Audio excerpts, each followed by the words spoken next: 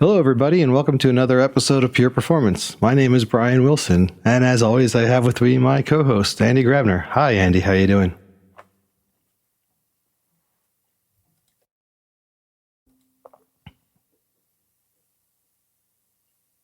Well, I have to spread that out over time because that's every episode. I assume everybody knows that. But you know what happened? It's the dreams came back. Yeah. So this was a really weird dream I was having.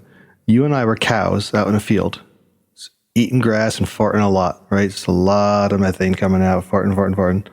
And we got into this weird patch of mushrooms by accident. We just ate them. And then about, hour and a half later, we started feeling funny. And suddenly this coyote walks up to us and pulls out a laptop. And it's like, hey, let me show you how to be more efficient in your Kubernetes. And we're like, we're cows, coyote. And he's like, no, you're not. You're silly gooses. And then I woke up and I have no idea what it meant, but you and I were cows for a while and,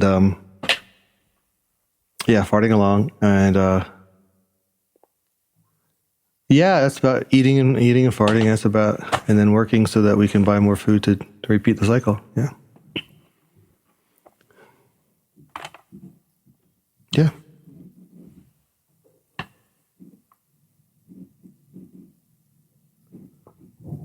Yeah. When I shave my head, I do myself. Yeah. Do you do your hair? Do you get a barber to actually just shave your head, or do you actually?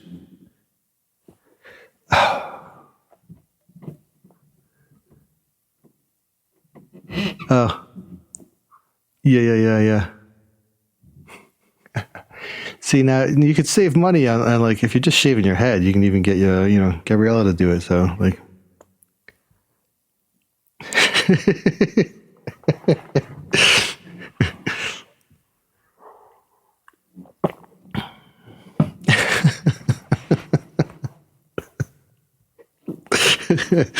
he just left. Oh gosh, what are we gonna do?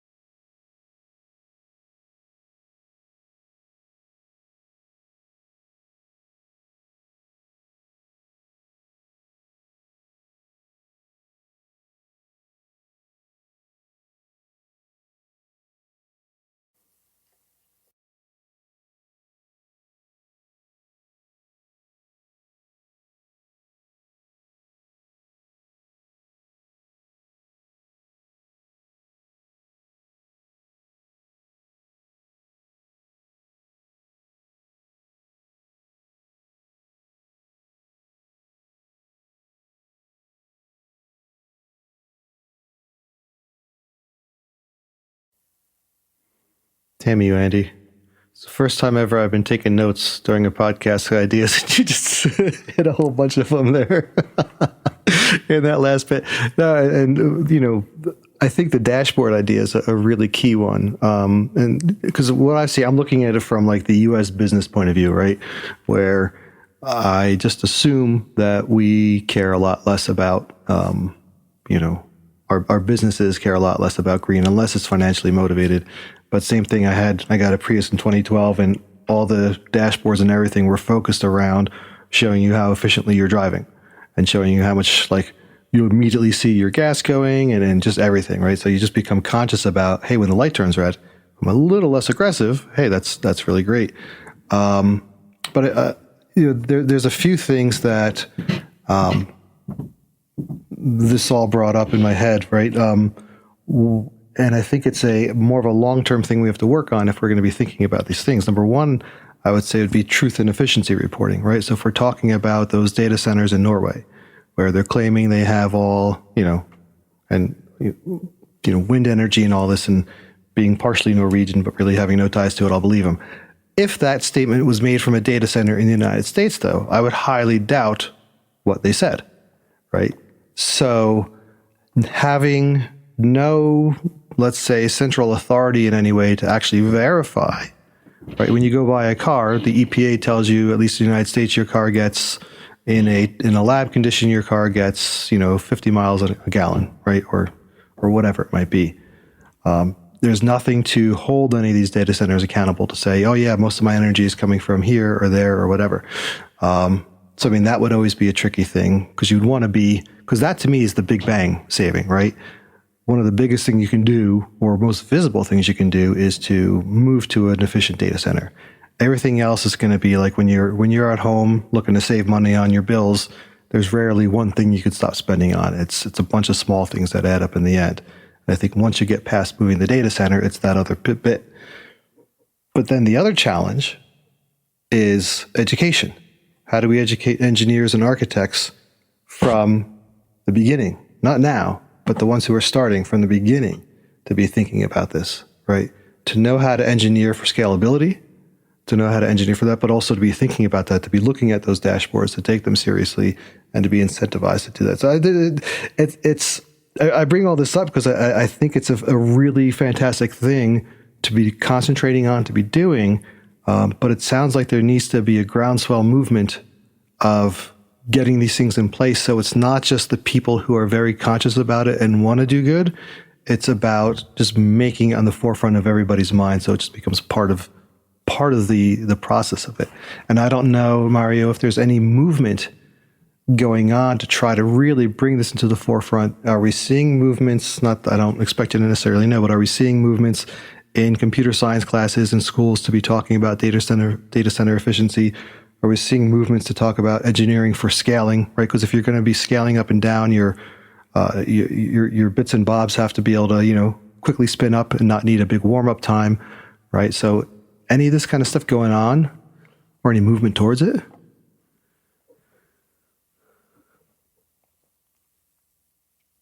Yeah.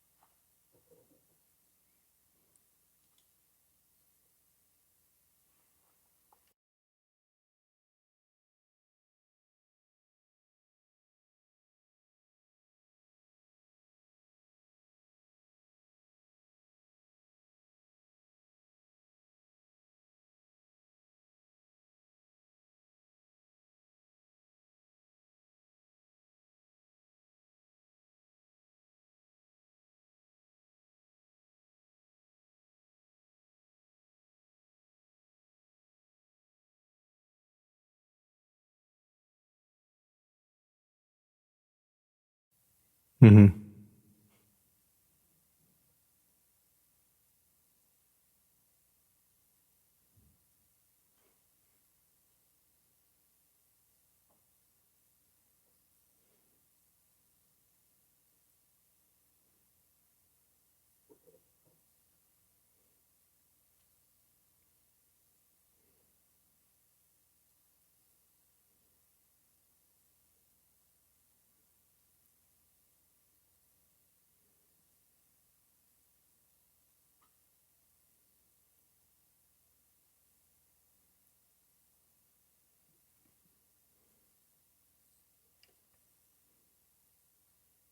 Hmm.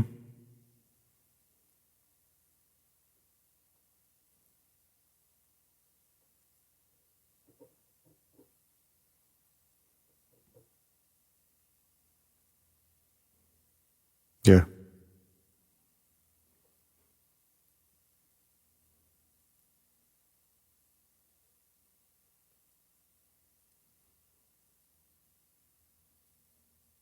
Hmm.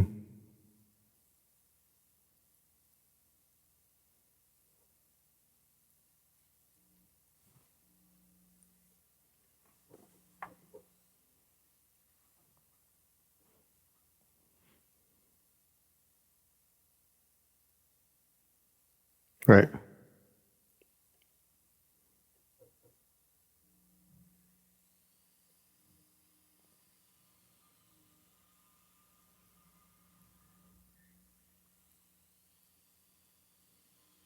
Right. Right. Right.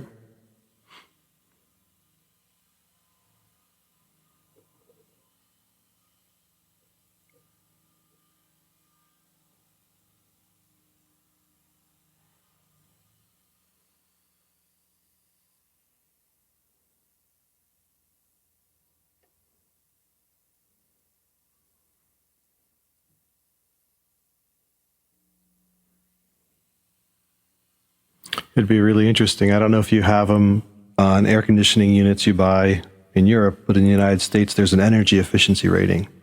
So it's, how much is this going to cost you to run, right? It's more of a energy for cooling ratio. It'd be interesting if websites started getting some sort of energy efficiency rating on them so that when you went to Amazon or anything's like right in the bottom corner, it'd be like, our systems are this efficient, right? And that might then guide people to be like, oh, well, I have two choices and these people are more efficient. So if I'm going to be energy conscious, I'll bring my business to the people who are making more effort to be energy efficient. Yeah. Oh, well.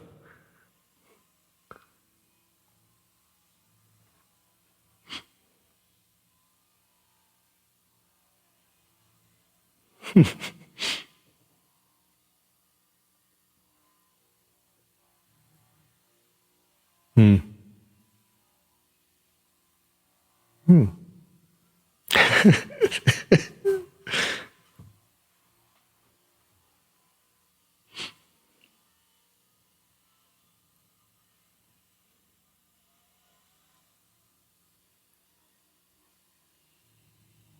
Right.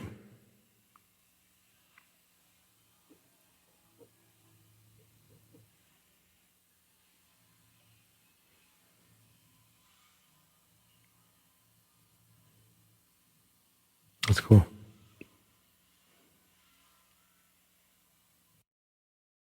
Yeah.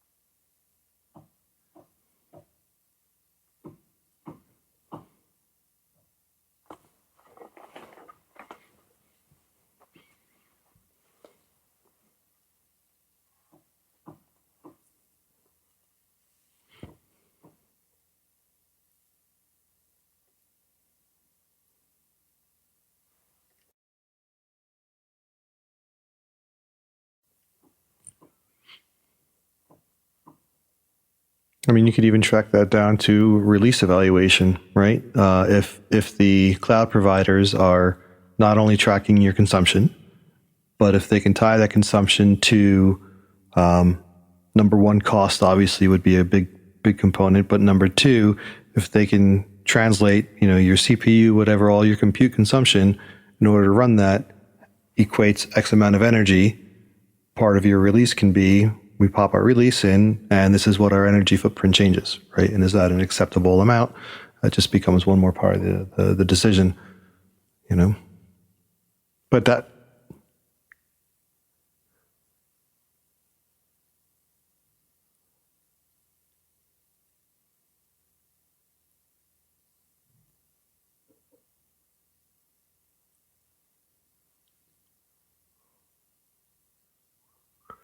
yeah.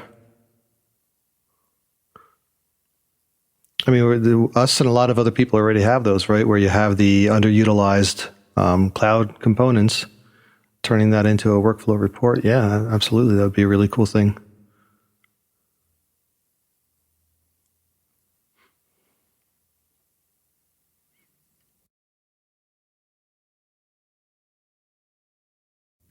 Mm-hmm.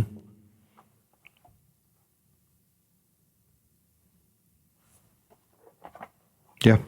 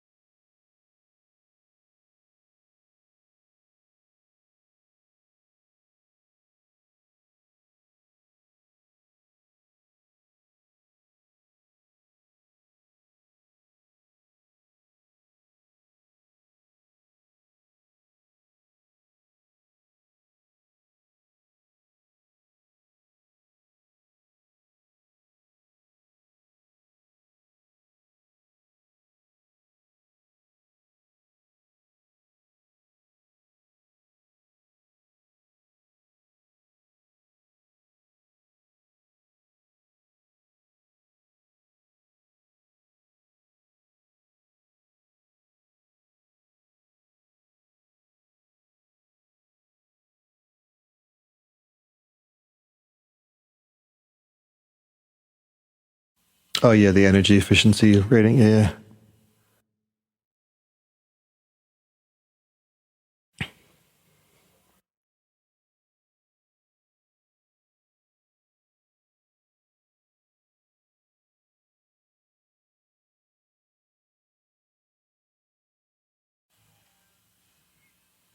Mm-hmm.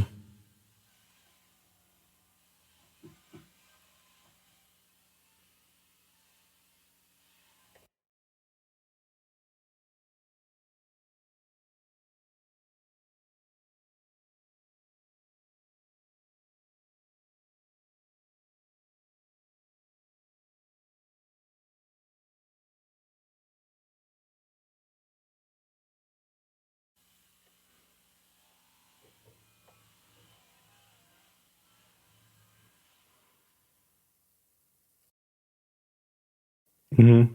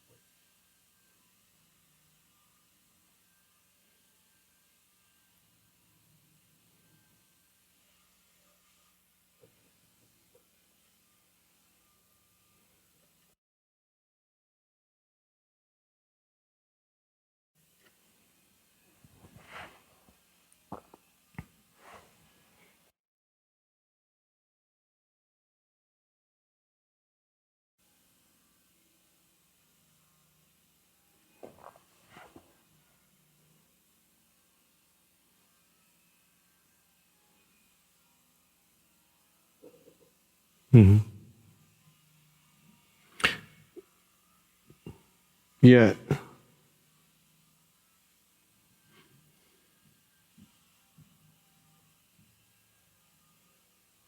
Yeah, I think there's another big factor there, though, which has just been, if you go back to, I remember back in way back, I installed Windows 2000 from 5 floppy disks, right?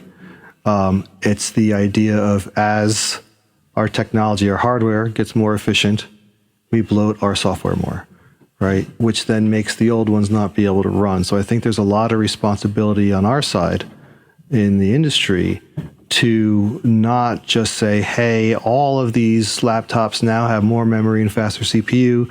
I can be more bloated, or I'm going to take advantage of the most latest technology that requires this bit of hardware. So now, I had an old MacBook, and I couldn't upgrade it any further on the OS.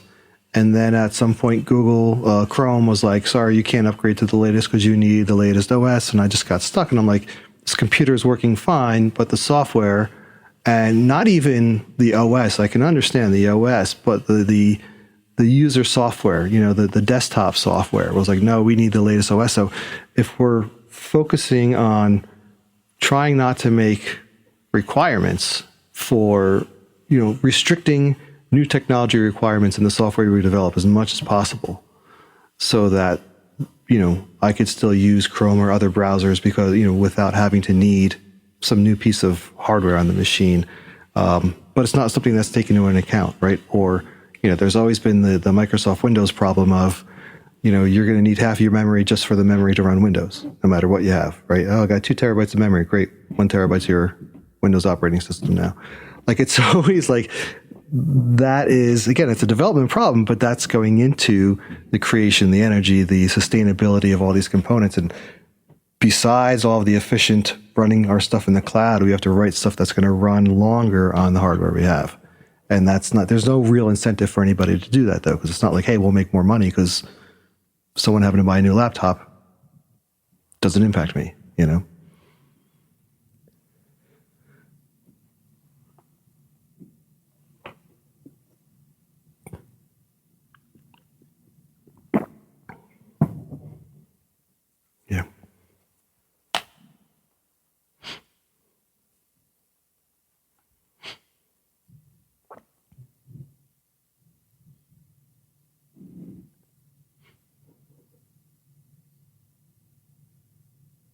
Hmm.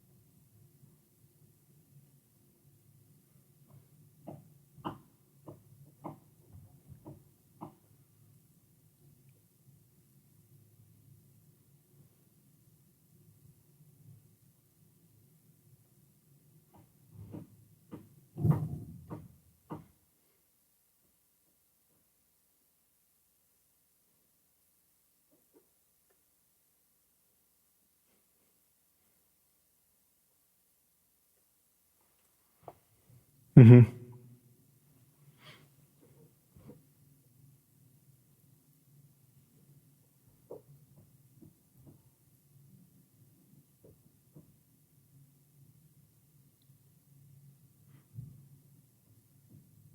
Yeah.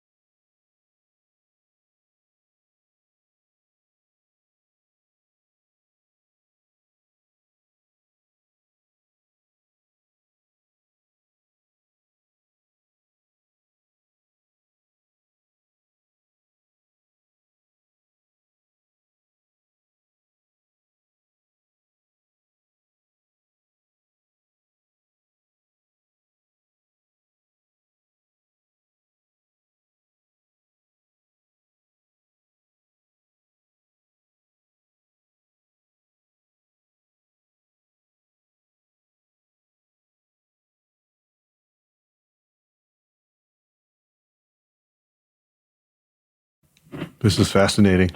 Right?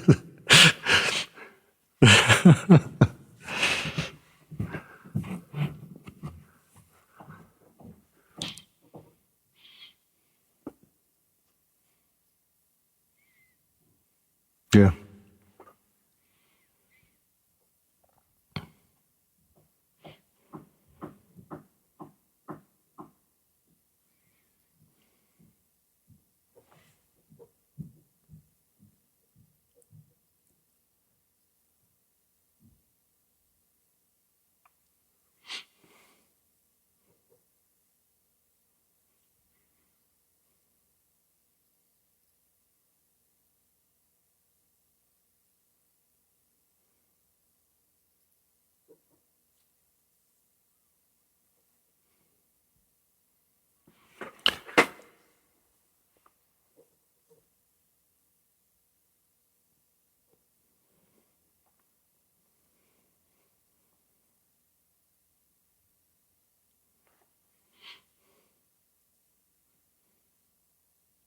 Mm-hmm.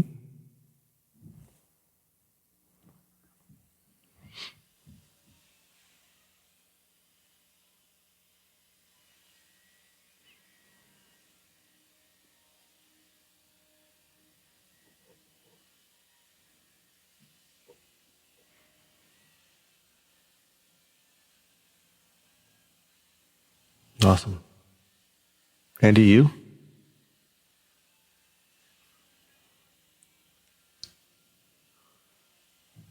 Yep.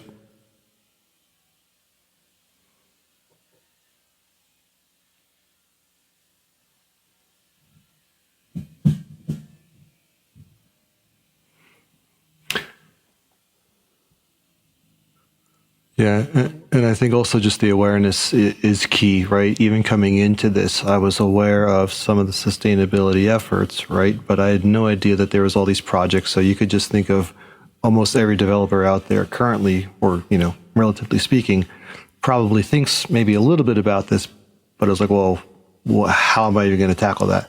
Right? Knowing that there are so many of these projects out there existing already and so many people working on this stuff already, and that there's even meetups and the other event that you mentioned that's going on. I can't remember it right now.